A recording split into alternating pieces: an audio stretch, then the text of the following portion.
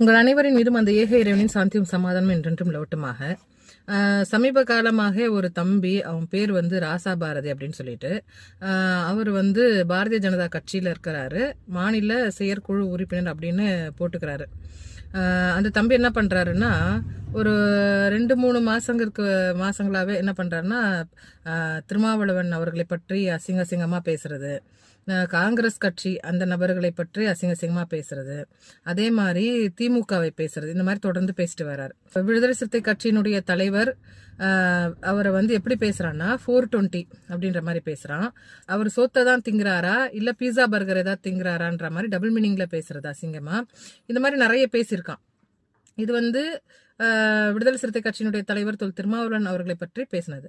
அதுக்கு அடுத்து என்ன பண்றாங்கன்னா, நம்ம விடுதலை சிறுத்தை கட்சிக்காரங்க எல்லாம் வந்து அவனுக்கு ஃபோன் பண்ணி ஏன் அப்படி பேசுற கொள்ற அப்படின்னு கேட்கும்போது, அவங்களுடைய ஆடியோக்களை ரெக்கார்ட் பண்ணி இவன் பேசுறதெல்லாம் கட் பண்ணிடுறது, ஆத்திரத்துல அவங்க பேசுறத மட்டும் எடிட் பண்ணி போடுறது. காங்கிரஸ்ல இருக்கக்கூடிய எம்பி ஜோதிமணி அவங்கள வந்து பஜாரின்னு சொல்றது, இந்த மாதிரி தொடர்ந்து அவங்கள அந்த மாதிரி நிறைய பேர் இந்த மாதிரி பேசுறான். அதுக்கப்புறம் பேச பேச பேச யாருமே இவனை கண்டுக்கல அப்படின்னு நினைச்சுக்கிட்டு, சமீபத்துல வந்து ஒரு விவாத நிகழ்ச்சி நடக்குது எக்மூர்ல. அங்க போயிட்டு வாலண்டரியா அந்த வீடியோல பார்த்தாலே தெரியும், எஸ்ஜே சூர்யா அப்படின்ற ஒரு நபரு, அவங்க கூட 2-3 பேர் இருக்கிறாங்க. ஆனா இவன் மட்டும் நெஞ்ச நிமித்துக்கிட்டு போயிட்டு அங்க சண்டையில வாடா, என் கூட சண்டைக்கு வாடான்ற மாதிரி நிக்கிறான். இவனை யாருமே கை வச்சு கூட அடிக்கல. இவனே வந்து அங்க போய் வாயை கொடுத்து பிரச்சனை பண்ணி இந்த மாதிரிலாம் பண்றான். அவன் வந்து வாலண்டரியா எந்த அளவுக்கு அசிங்கமா திட்ட முடியுமோ அந்த அளவுக்கு திட்டுறான். சரி, ஒரு அரசியல்ன்றது என்னது?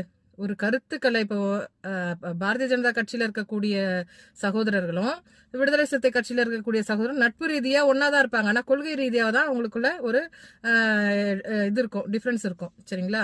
அதே மாதிரிதான் டிஎம்கேல இருக்கிறவங்களும் பாரதிய நண்பர்களா என்னைக்குமே வந்து இருப்பாங்க.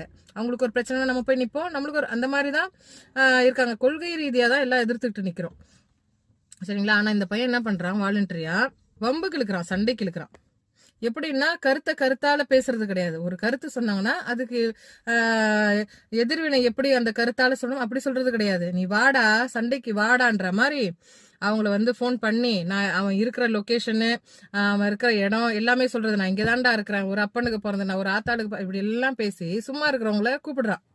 அதாவது இவனை அடிக்கணும், அதன் மூலியமா அவன் பெரிய ஆள் ஆகணும்னு நினைச்சு இவன் கூப்பிடுறான். இவனுடைய ஆடியோஸ் வீடியோஸ் எல்லாம் பாத்தீங்கன்னா தெரியும். அவனுடைய ரீல்ஸ்ல போயிட்டு ஆரம்பத்திலேயே வந்து நான் இவனுக்காக இவன் செஞ்ச செயலுக்கு நான் வந்து தலைவர் திருமாவளவன் அவர்களை பற்றி 420 சொன்னா